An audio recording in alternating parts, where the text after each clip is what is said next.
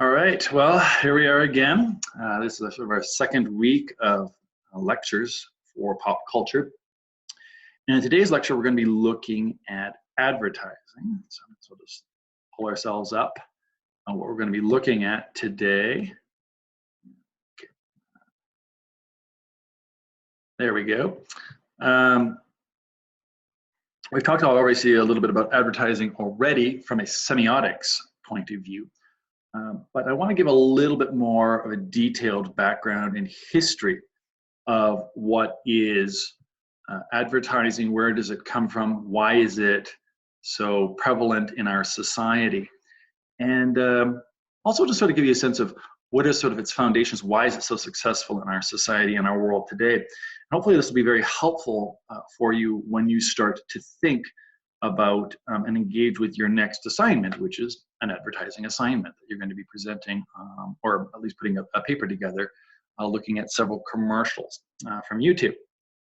So let's get ourselves going then. We want to look at advertising. First thing we want to keep in mind is what, let's sort of start in a very basic way. Let's sort of introduce ourselves to advertising. What is it? And then very importantly, how does it connect to what we understand of the media? Obviously, advertising and media seem to very much go hand in hand in our culture. And so what's the relationship of them?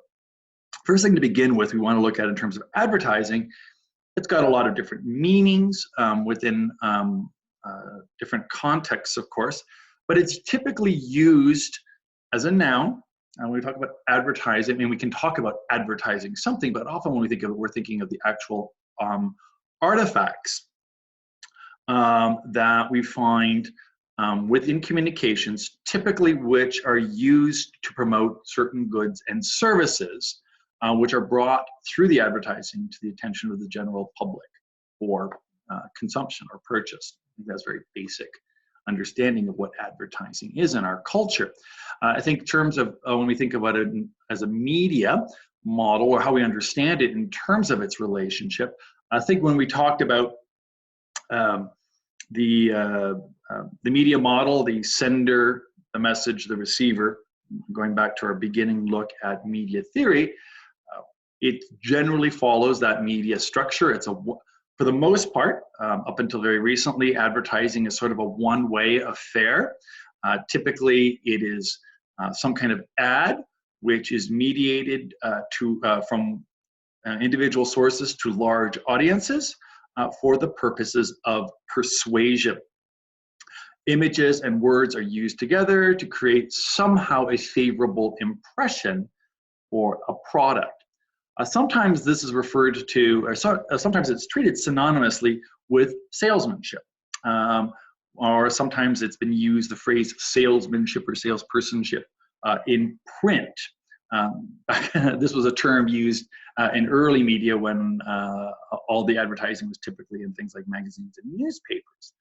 But we have to recognize immediately where it doesn't fit with sales. Advertising is not the same as sales.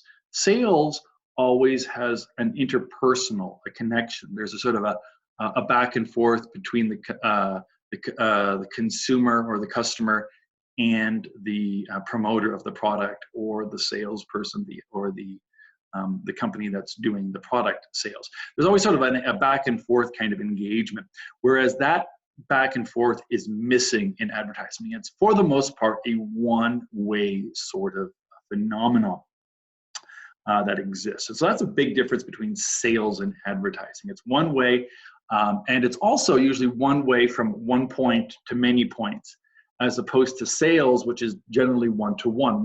Typically a salesperson is engaging with one client or one or two clients at a time, whereas obviously with advertising, one product could be advertised to thousands or millions of people at a time. So there's going to be a very different quality to it. Both of them are engaged in the same purpose, enticing the consumer to buy a product or a service, but they function very differently because one operates through the media, the other through interpersonal connection.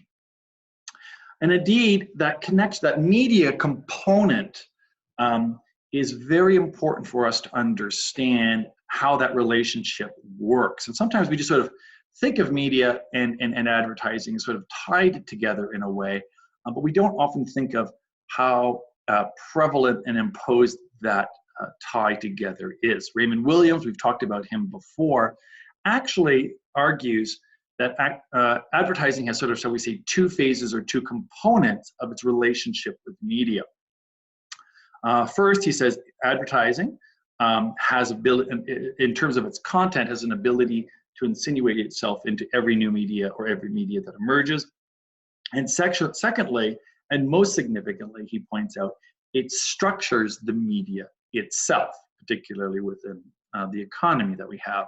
So just to sort of fill you, obviously the one point he makes is that, again, this is one of those funny things, is we almost don't even think about the fact that media and advertising go hand in hand. It's almost like we almost see it as a natural combination, but that's not necessarily the case. Why does a media have to have advertising in it? And yet it does. Whenever a new media comes, it very quickly populates that. Okay, this is the thing. The internet comes about, as soon as the internet came about, people were instantly, well, how is this going to be marketable? How can people make money off of this? How can things be promoted? TV was the same way when it first came on the scene. How can we make this monetized? How can we use advertising? And whenever new medium comes about, we start to see that take place. So that's one thing that he notices, is that it always fills up whatever new media comes about. And that's one of the goals of advertising, certainly in our Western culture. The second thing he points out, and I think this is a little bit more insightful and something we are often unconscious of, is that he says the business of advertising structures the media operations themselves. We often get this idea that somehow the media is really geared towards its audience, appeasing, informing, educating the audience in some sort of way, and that advertising is there to sort of sustain it. That's where the money comes from, and but basically media is meant to gain an audience or connect with an audience or serve an audience. And basically Raymond Williams points out, he says, whatever the audience's considerations are with the media, it's all, and the media producers, it's always secondary to the advertisers. So no matter what television program is being produced, whatever radio broadcasts are being produced in terms of music, the first thing that matters most are the advertisers, and only then are the audiences themselves actually considered. And I think part of this we have to recognize, partly because of the cost of media. I don't think this in itself is very surprising, just because of the cost of television shows, the cost to produce a lot of the things that we enjoy in media are so high that even the costs or the fees that are paid for by the audience directly, whether, for example, you got your streaming service. I'm wondering when the streaming services are going to start squeezing more commercials. I mean, Tubi and Hulu and that already have commercials involved in them. Of course, you can pay extra if you want to get yourself out of that. But even when you think about movies, I think recently the last movie I went to, which was a little while ago now, because the theaters are closed, of course.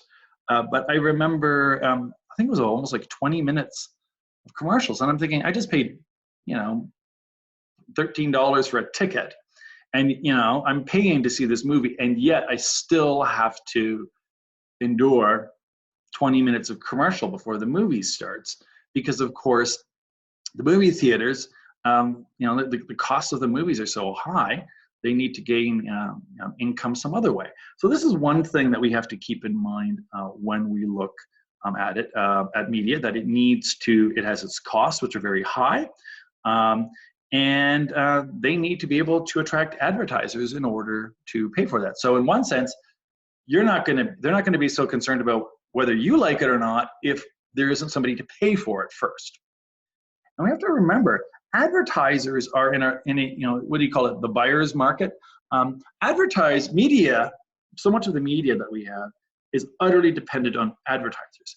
Advertisers, however, are not dependent on the media. Companies, corporations can always find other ways to advertise. They don't need the mass media. They could publicize themselves through other things like sponsorship or telemarketing, flyers and catalogs. And you probably get tons of them in your mailbox all the time. Billboards, or promoting their own materials some other way.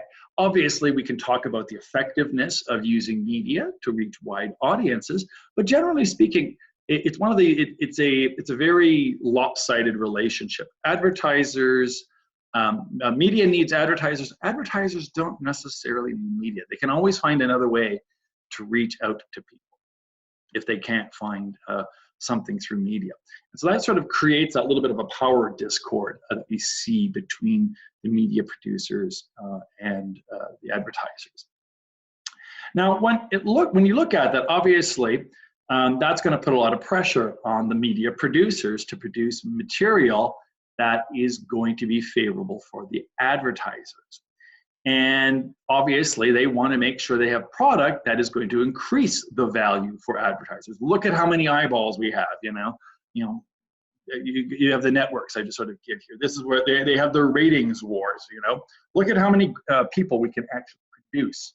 And that's how they can actually determine, what shows and what networks can charge what certain fees, because they're going to get certain amounts of audiences.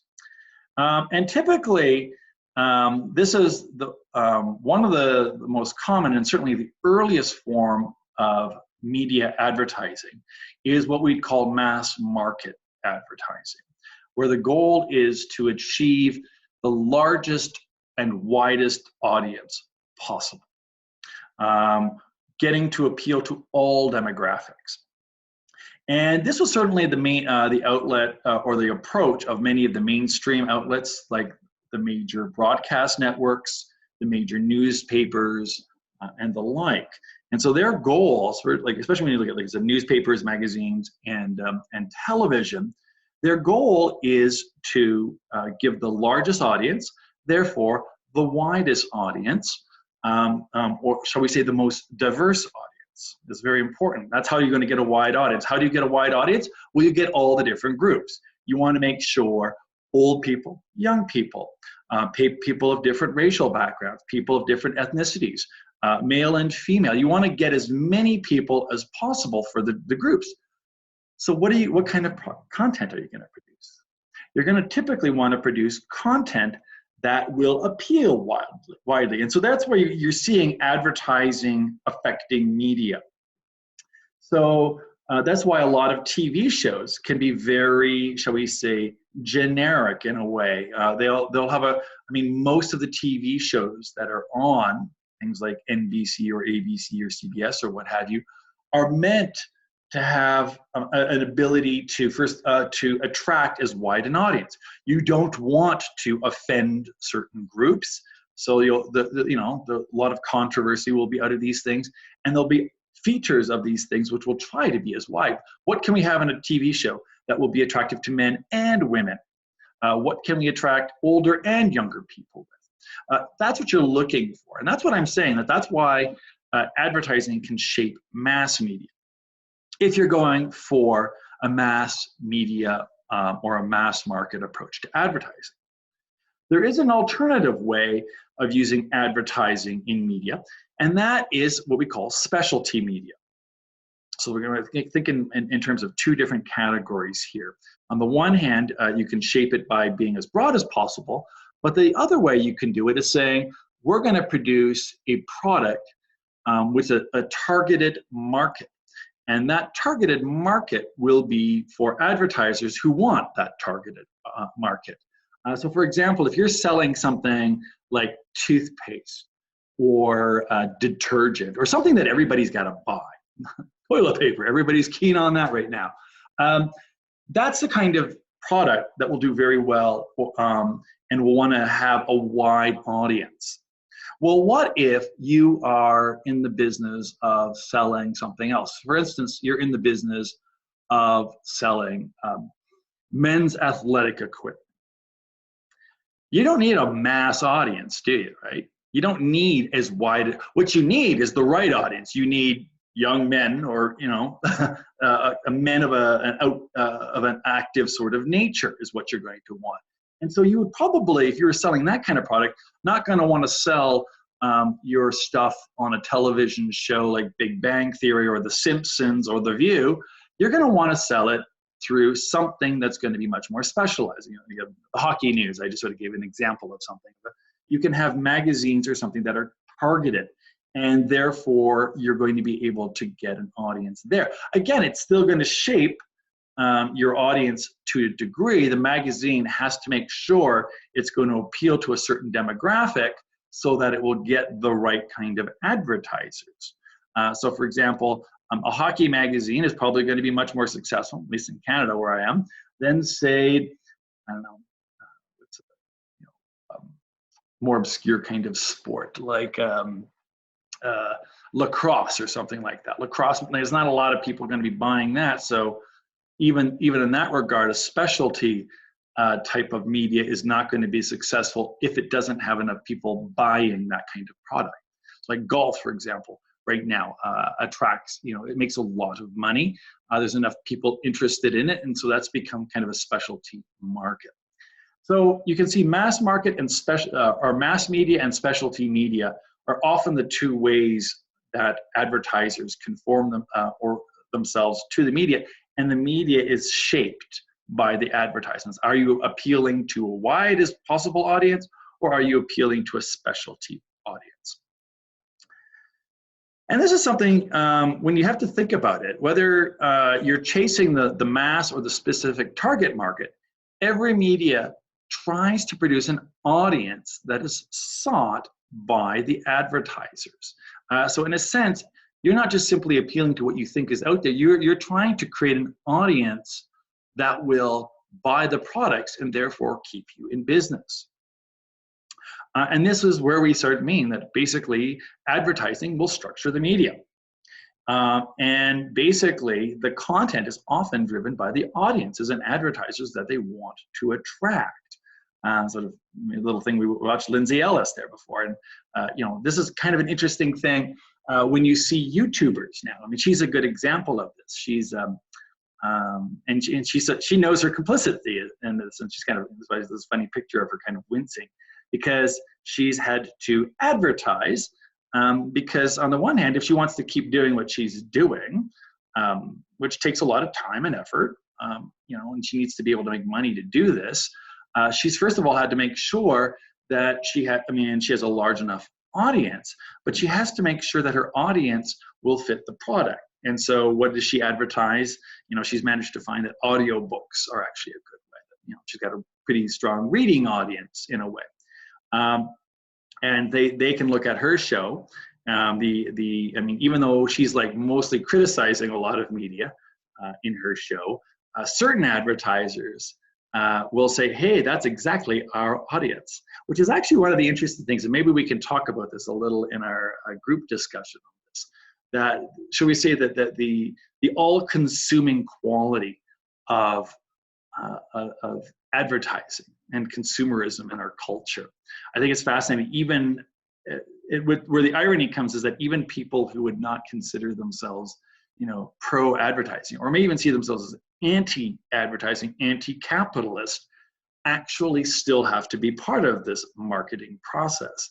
You may be hating capitalism and Western consumerism, but you need to help, you promote yourself by selling, Che Guevara t-shirts or copies of Marx's books or something like that. That's what you're starting to see, is that you still have to create an audience for a particular advertiser, even if you try to step out of the mainstream on this sort of thing. So this is an important thing, is that media is always going to be shaped by advertising because it has to make audiences. Now, this is going to take us to, really, that was all preliminary stuff. I think a lot of this was pretty intuitive to most of us. We know advertising is there. We know advertising shapes so much. I was just spelling it out, but I think all of us kind of knew that. When I told you, I don't think anybody's going like, oh, that was unusual. I never thought of that. I think most of us think about that in some way. But how does advertising, or shall I say, why does advertising work? I think we looked a little bit at the how. Remember, we spent in our semiotics class, we talked about how it works, how certain ads create certain dynamisms for people to find appealing in some sort of way. The real question, though, that we haven't addressed is why advertising works. Why is it when I show a commercial for Kentucky Fried Chicken or Colgate toothpaste, why does it actually work? And that is going to take a little bit more emphasis on studying the sociology of our culture and the psychology of the people that are in it. So I think this is actually what I'm really going to be trying to do here for you right now is give you the cultural and the psychological background for advertising. Before I was showing you this is how it works. Like, look at an ad, let's break it down. Now we're going to go really in depth, and I think this is where we can have some really good, interesting discussions later on why it works. Why does an ad, even though I see it and go, oh, I'm not affected by it, you really are. And a lot of it has to do with the culture that we live in. That's going to shape it. Let's give a little background on advertising. First of all, we need to see where it comes from. That's going to be an important thing. Obviously, there's no inventor of advertising. If we look at, it's always difficult to say who's the inventor of radio or television. Well, who's the inventor of advertising? Who was the guy who invented the ad? The answer is we really don't know. It kind of has sort of a vagueness that goes back. There were, shops always had signs. Towns would have town criers. Even in the Roman world, there would be people who would go out and in the middle of the Roman Forum, and they would give the announcements of the news. Caesar has invaded Gaul, very successful. Also, buy so-and-so's soap or something like. They would actually. There was always that kind of thing of people getting out things. I mean, is a store sign an ad? So there's always been something like that in the background. And if that's the case, then advertising's always been around with us. But there is a difference, though, when we come to modern advertising. We do notice that by the end of the 19th century, things start to change radically. There's always been some kind of advertising, but it was a very modest sort of thing. And what really made the difference for modern advertising is what we've just been talking about, that integration with mass media. Advertising was sort of an immediate thing, a sign on your store, a guy down the street yelling, buy Bob's, vegetables or whatever. Suddenly, mass media changes everything. And we certainly see this emerging with early print, at least 250 years ago, but it really ramps up when we start to see the rise of things like magazines in the late 19th century, and then newspapers, and then we'll eventually start to see this much more with television and radio later on. So even before the television, and we can see things that look familiar to us. I've got this interesting ad here. This is a Victorian ad, Buckeye lawnmowers. That looks kind of interesting, very, very antique looking thing, mid-19th century. So we do see, we'll say, well, that kind of is familiar. That's something that is familiar to our sensibility, with lawnmower commercials. You see a John Deere commercial or something. This looks a little strange, a little different. Never thought of selling lawnmowers to young girls, but there it is. You start to see this idea of advertising existing at least 150 years ago or thereabouts. How did advertising emerge? I think that will be very important in terms of assessing how it works. How did it emerge? Well, tell us how it works. And there's a number of different approaches as to how advertising works and grew during this early period, the late 19th and into the 20th century. And actually, I'm going to focus on three thinkers, three people that, these are probably the three most influential views, I would say, today in advertising, in terms of the history of where did advertising come from. I'll introduce two of them that I find have some partial truths, and then I'll go more in depth with the third thinker that I think really gets to the heart of, shall we say, the cultural preconditions for advertising. The first is Daniel Boorstin. He's one of the first to really try to articulate a history and an understanding of advertising. And he did this as early as the 1950s and 60s. You kind of picture of him kind of gives away his period of history that he lives. And he certainly saw, you know, there are certain emotional and moral dilemmas of advertising. But he tends to ignore the idea of a power relationship with him. For him, advertisement is basically a product of the impersonal nature of technology, economics, and social forces at work. You know, technology grew, which made us be able to mass produce print material. We started mass producing objects, and therefore advertising was just naturally part of that process. Of course, you know, technology allowed it, so advertising came.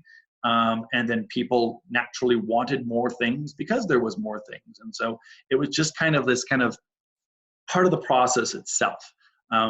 That's just as what, that's where technology and economics takes us, is sort of where he looks at it. Opposed to this, and more contentious in his view, is Stuart Ewen. Stuart Ewen has written a number of books on advertising. And he's certainly one of the more formative figures in America today dealing with advertising. And he actually sees advertising as, where I said Boorstin didn't talk about the power relations. You know, it was just this convenient thing that technology allowed us to sell things. But Boorstin never talked about big corporations wanting to make money and people being, you know, convinced to buy through advertising. That's where Stuart Ewen focuses. He basically sees that the consumer is him or herself really the product of a conspiracy hatched by corporate executives. They basically, corporations develop these very clever schemes to convince dumb schmucks like you and me to buy stuff to make them rich. And I mean, I think this is a very popular, this is in many ways I would say the most popular or most common view. I think, and even that some of us who like the things we buy, we'll get it. You know, we know when we see that commercial for Apple, you know, we're getting our, you know, for the next, you know, the iPhone 27 or whatever version is coming out next, that we're about to shell out money for. We know we're going to be enriching Apple, and there's, you know, there's that kind of sense that, you know, somehow we're just, you know, I can't help it, I got to buy it. And that's really Stuart Ewen's view, is that he sees it as corporate power and control on an unwitting mass. If you want, you could, you know, this is probably a view that I would imagine somebody like a Bernie Sanders would probably endorse. The corporations are there, and they got the power. They'll use every trick in the book to trick people or dupe people or suck them in to buy their stuff. And like I said, there's certain, and I certainly see certain strengths to this view. I think we can see certainly some aspect of that. I mean, certainly wealthy companies getting even bigger and more prosperous the more they advertise to us. But I think that's not the whole picture. And this is what brings in our third theorist, T.J. Jackson Lears. Just goes by the name Jackson Lears these days. And Jackson Lears is an historian who's thought a lot about these, and I think he gives a much more nuanced view, and it's a much more complex view.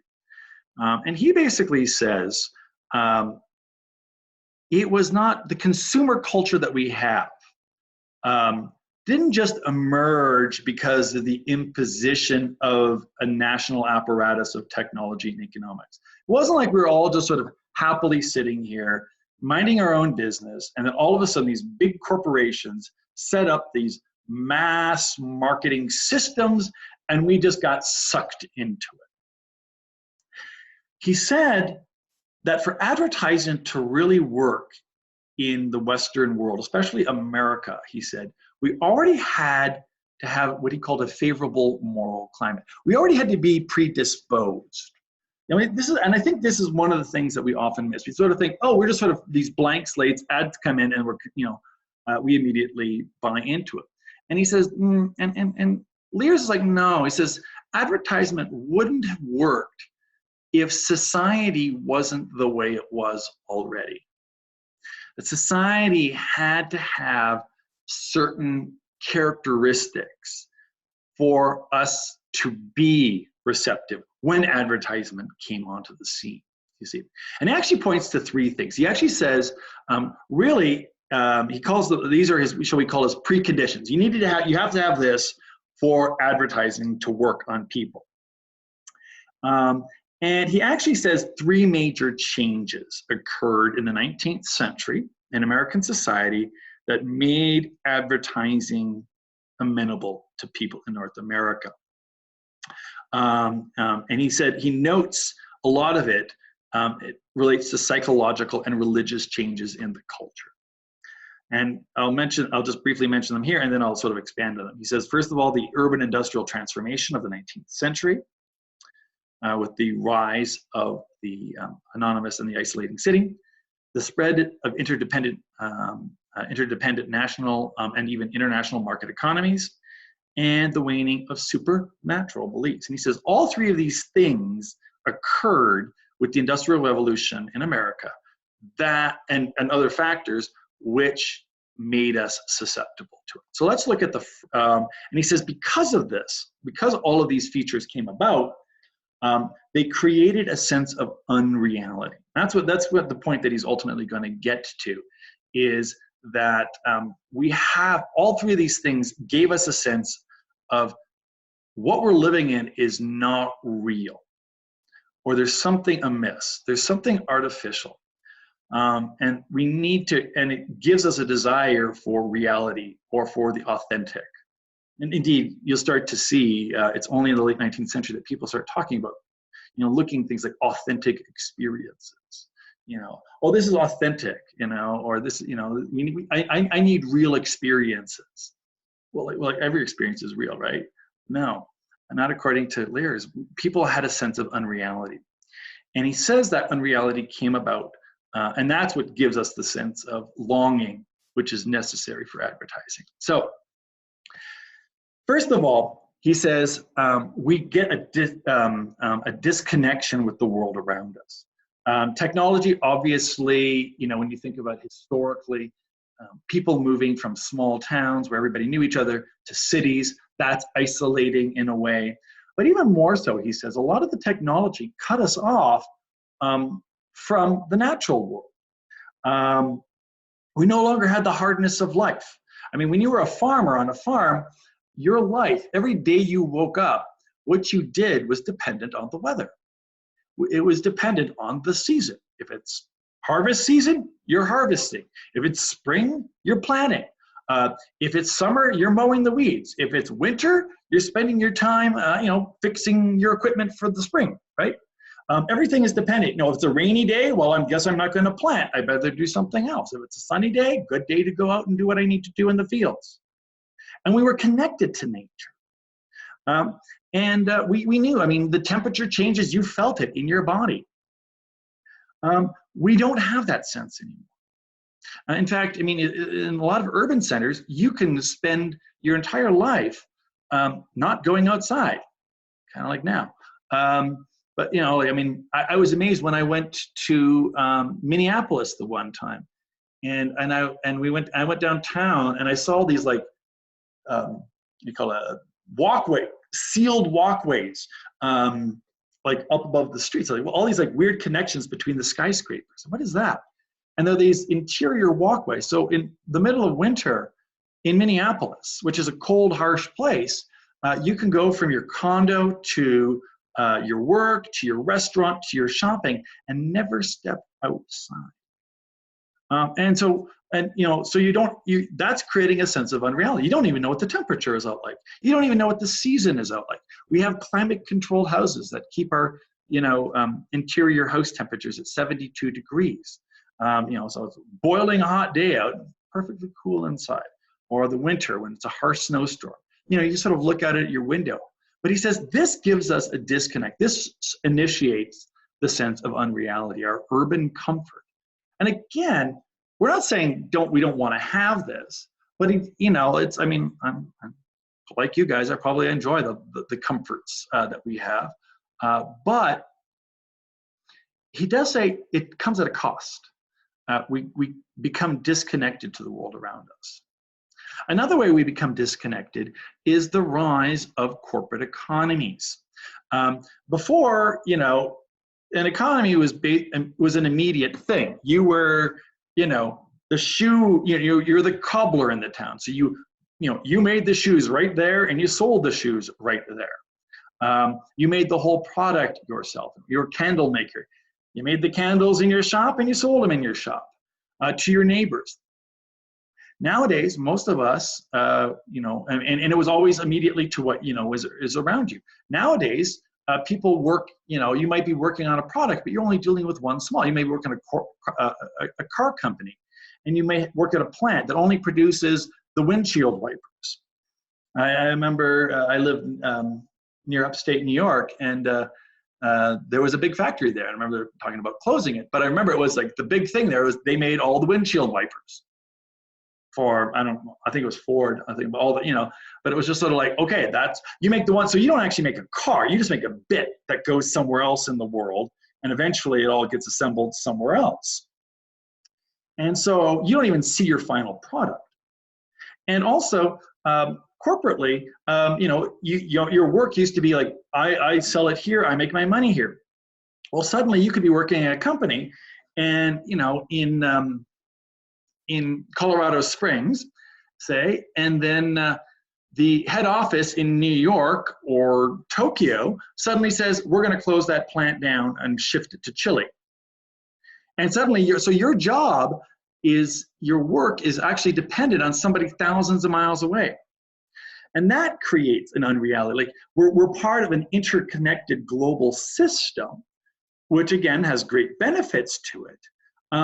But it basically shows that you have less control. I mean, all it takes is, suddenly an economic collapse in Europe might trickle down to effect in America or something like this. And we have less control. So we have, we're distant from the natural world, but we don't have a lot of control over our own lives. We have certain things that our world has brought us, but we don't have a real connection to the things we produce and the control over us. Everything nowadays, the corporate model is all over the place, and power structures are separated. And most people's lives are controlled by, people they'll never meet in their entire lives. He says that creates a sense of unreality. And the third thing he points out is, and this one I find quite fascinating, and we can certainly talk more about it if you're interested in, the emergence of liberal theology.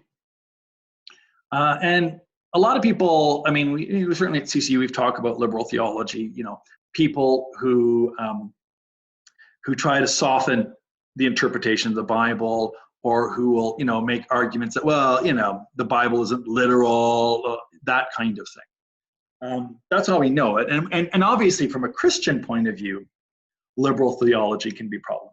All the beliefs that people have held as orthodox, suddenly liberal theology says, they're up for grabs, as it were. Gadsden Lears points out liberal theology has an effect on society, which also is detrimental and actually making us more conducive to advertising. And particularly, he points out one specific thing that happens in the 19th century, and that is the denial of hell and Satan. This is a big part of liberal theology. A lot of liberal theologians, they don't, they find, it's uncomfortable, the idea that God would punish people. Why would a good and loving God punish people? I mean, we've got our theological understandings for it, but they didn't like that. They didn't like the idea of the devil. They thought that was silly. And so they cut it. And when you start to do things like that, when you start cutting hell and punishment and an evil, malevolent force in the world, you basically create a deadening of, shall we say, not only do you lose the terror, but you also lose the joy. I mean, most people lived in terror of hell and, and the joy of the afterlife. And then it was like, well, it started by, and he actually points this out. He really did.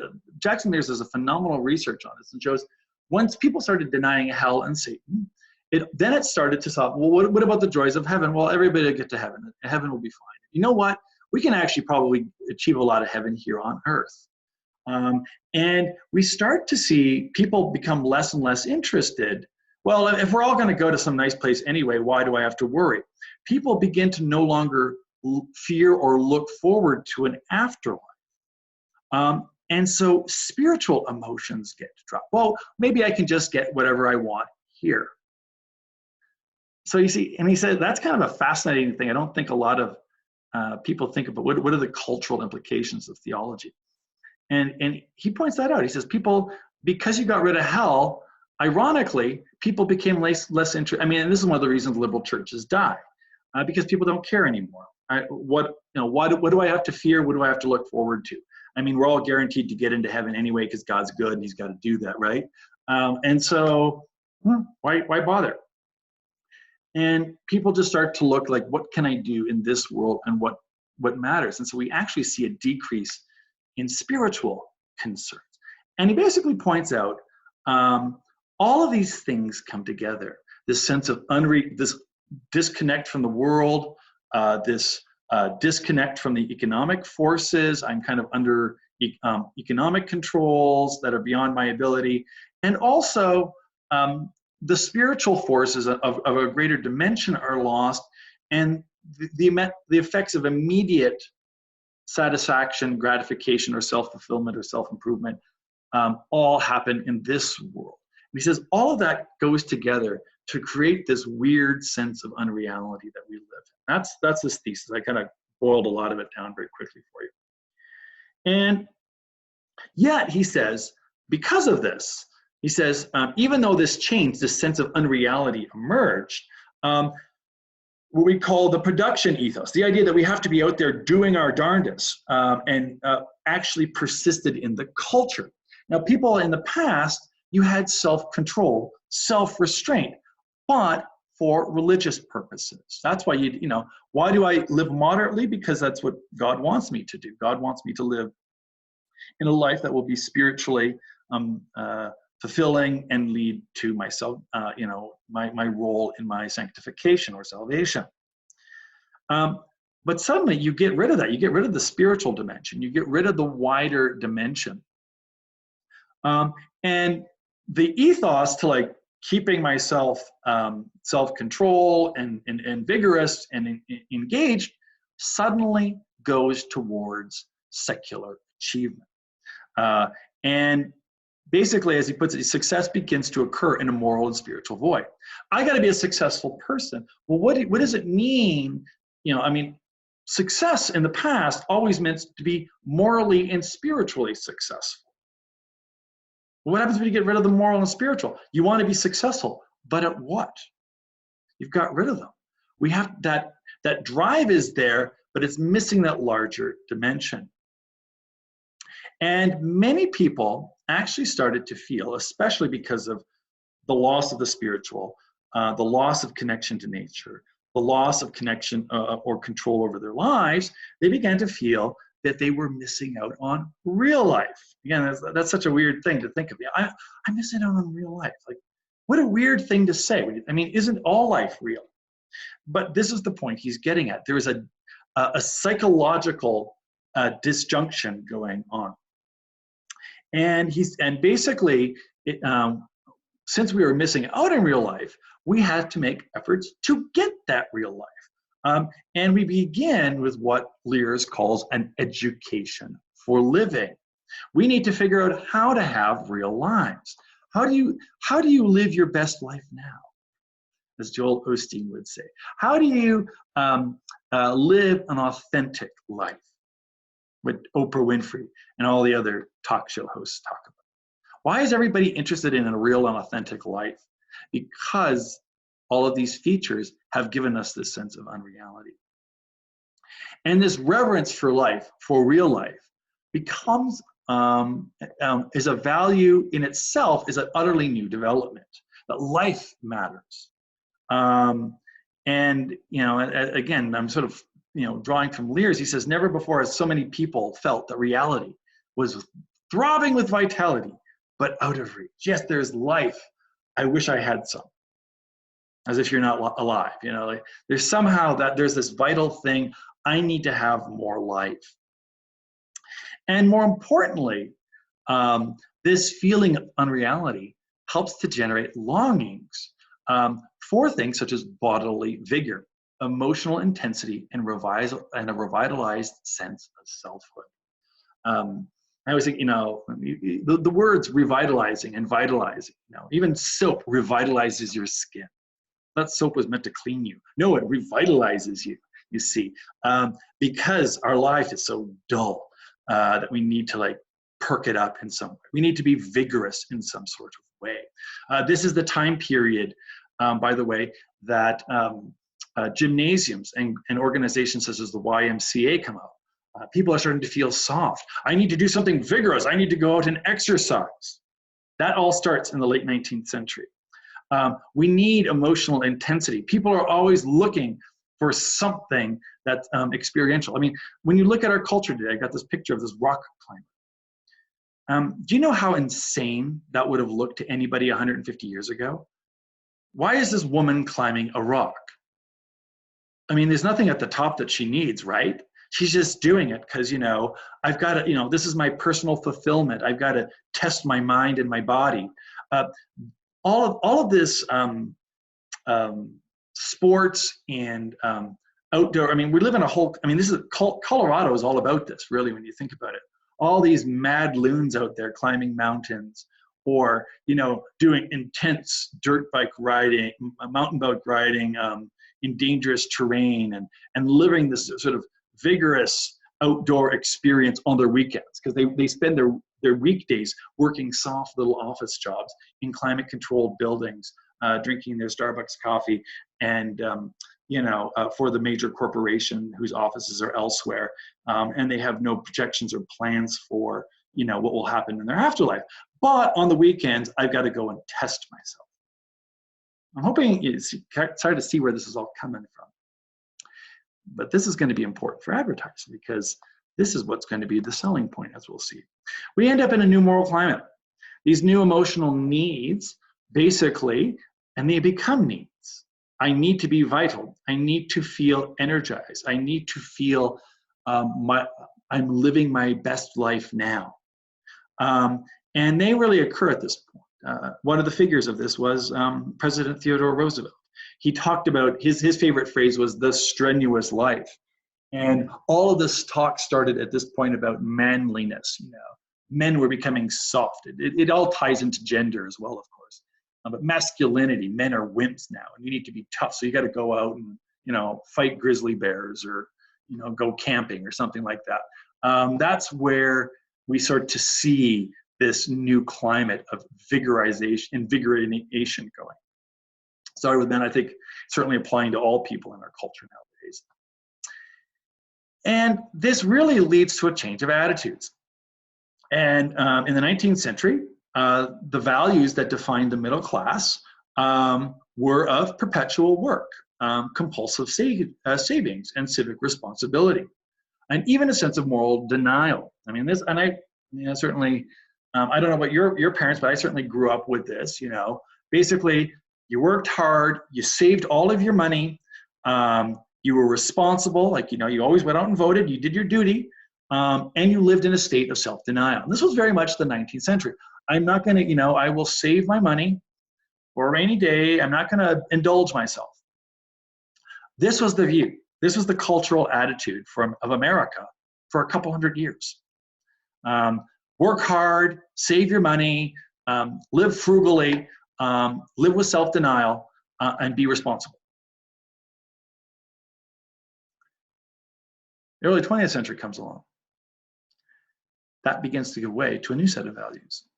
Not only are we living in a state of unreality, but we suddenly start to see a culture which allows space, either physically or temporally, for leisure, as well as compulsive spending, and even, shall we say, a sense of Moral laxness that allows for individual fulfillment. Well, why should I always be denying myself? Why can't I treat myself on the weekend? Why can't I go and have a little fun at the amusement park on a Friday night?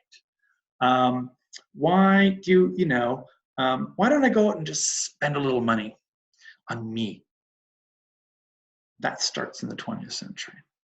The consumerist culture moves in, as well as the leisure class. And this ties in very importantly with another factor that happens to be developing, and it's being observed by many psychologists at the time. And this is part of the flight from the unreality that we're feeling at this time into amusement, into products and the like, develops into what we call a therapeutic ethos.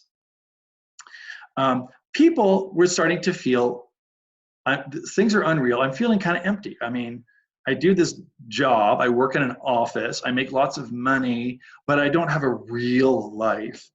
There's no, really God or heaven or hell, so who cares?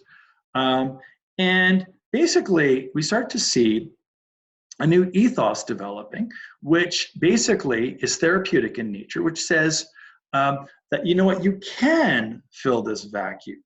You can have a harmonious, vital life where you self-realize. This becomes a key feature of what's called the therapeutic ethos.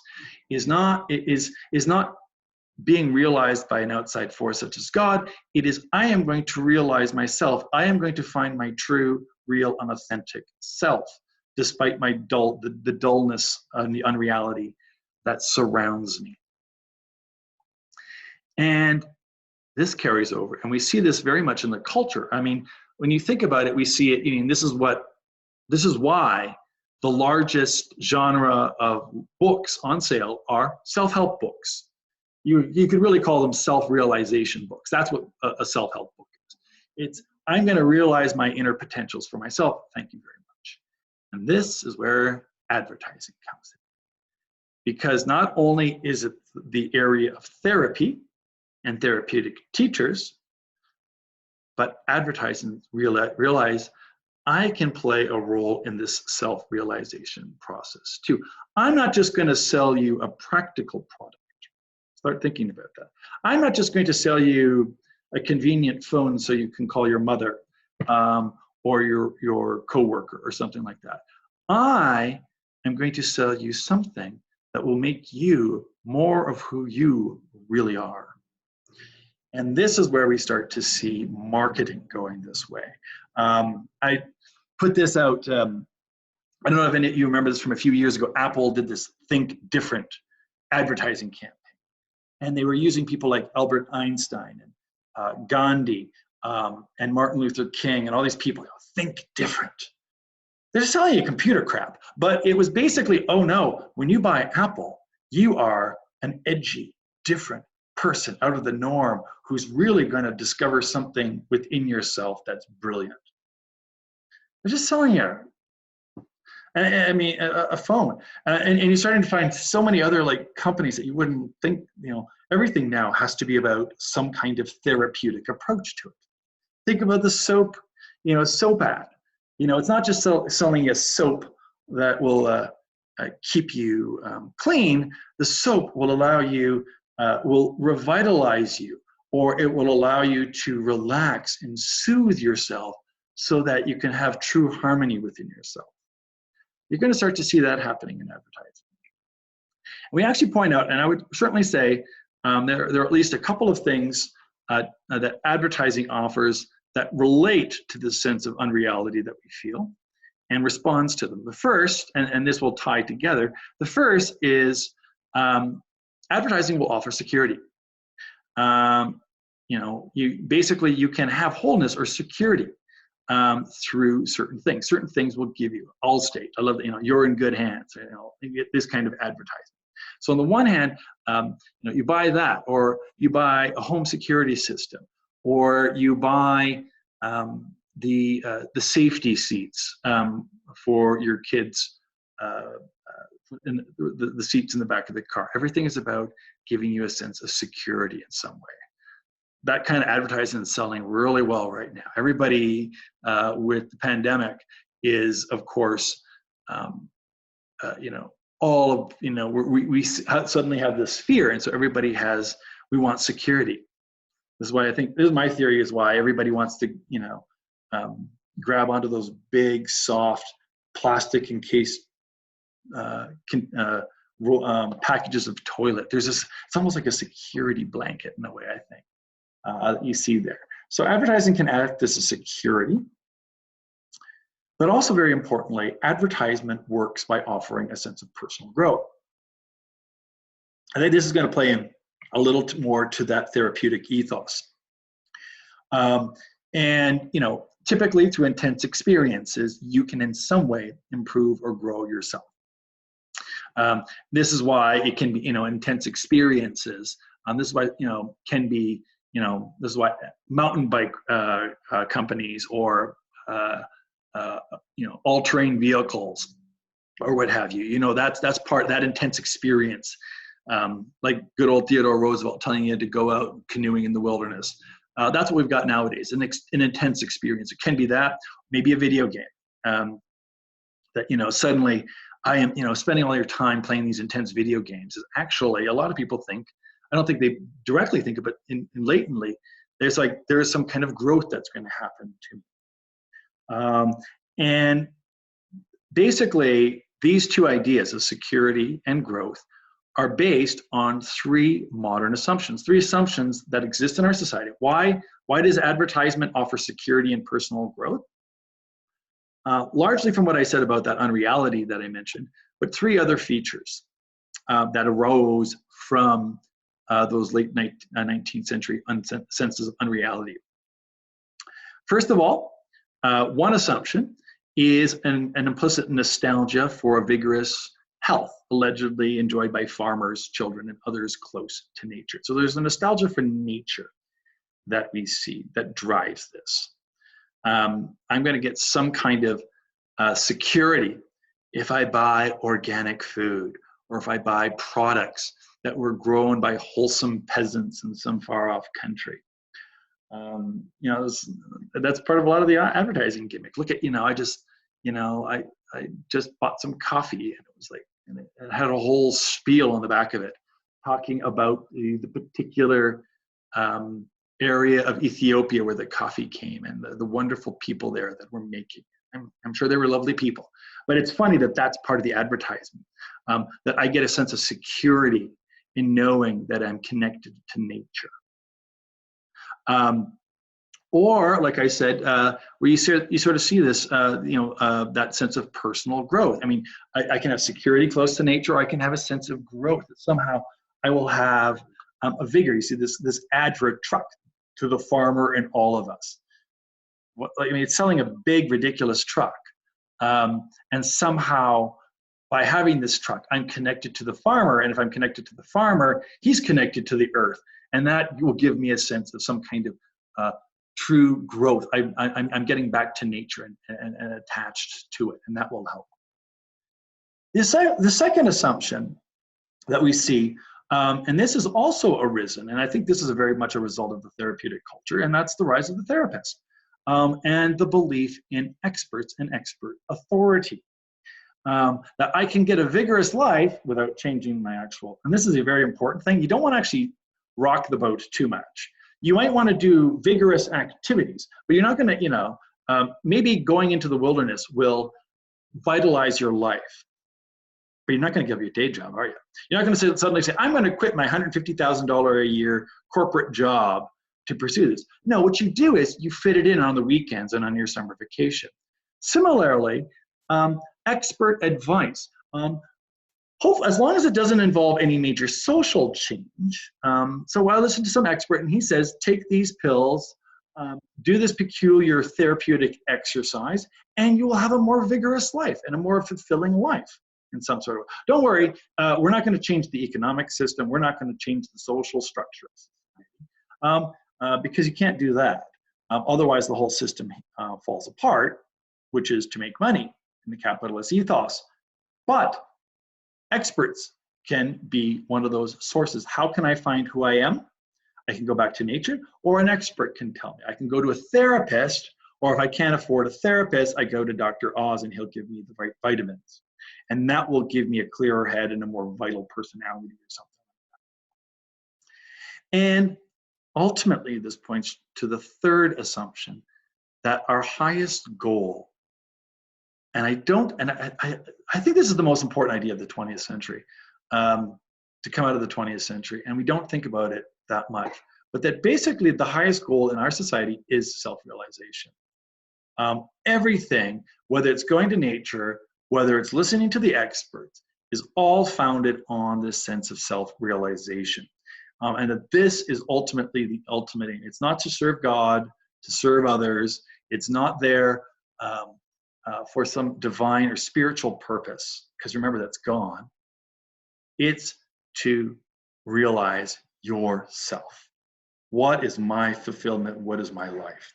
And this is, I mean, that is the greatest assumption in our society. And this is entirely the key assumption of every form of advertising in the world. Yes, I'm selling a product, and that's where I want to get to. When you're selling a product through advertisement, for the most part, it's not convincing you of a functionality. Oh, you need this in your life, so buy this because it'll help you in some way. Buy this soap, it's slightly less expensive and than the other soap. No, advertisement today, the guaranteed way to make a product appealing is to appeal to a way that it can you can realize yourself through it. How is this product going to make me more of me? How is playing this video game going to make me more of who I am? How is this gym I work out at going to allow me to fulfill who I really am supposed to be? How is this phone app going to add to my authentication as an individual and my self-realization? How is this breakfast cereal going, with its organic oats in it, going to connect me more holistically and authentically to the earth and my place in the world? When you start to do that, when you start to think about that, you can start to see it in pretty much every kind of product that's out there. Yeah, I thought we'll that's what I want to talk about. Let's sort of just wrap us up here. And this is exactly what Jackson Lear says is the most important. This is what he writes on it. He says, whether one sought self-realization through controlled or spontaneous experience. So how are you going to do it? I'm going to do something spontaneous like bungee jumping or whitewater rafting, or something more controlled, like something you're going to, yoga in your home or something like that. Commitments outside the self shrank to meet the seeker's immediate emotional requirements. Rooted in largely personal dilemmas, the therapeutic ethos nevertheless provided a secular worldview that well suited the interests of corporate proprietors and managers in the emerging culture. And that's, I think, the key thing to see, that basically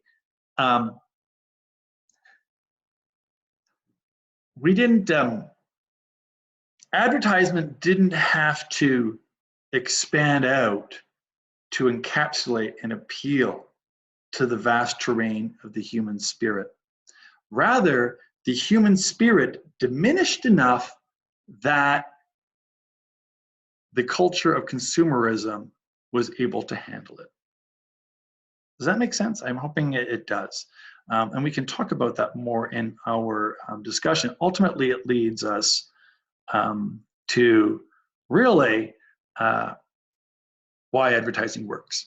If you've got self-absorbed people, advertising works. If you're not self-absorbed, you're probably not going to be affected by advertising. But if you are, you're the best target for it. And I think that's really where I'm just going to stop us now. And I want you to think about these things. I mean, that's going to be part of your assignment. That's the deep thinking part of your assignment that you're going to be doing is what is the therapeutic ethos in it? Where is the sense of self-realization? How is this idea of true reality and authentic existence carried on in a product to counter the unreality of the world and the preconditions of that world that we now live in? All right, I'll leave it with there, and we will see you guys in our next discussion.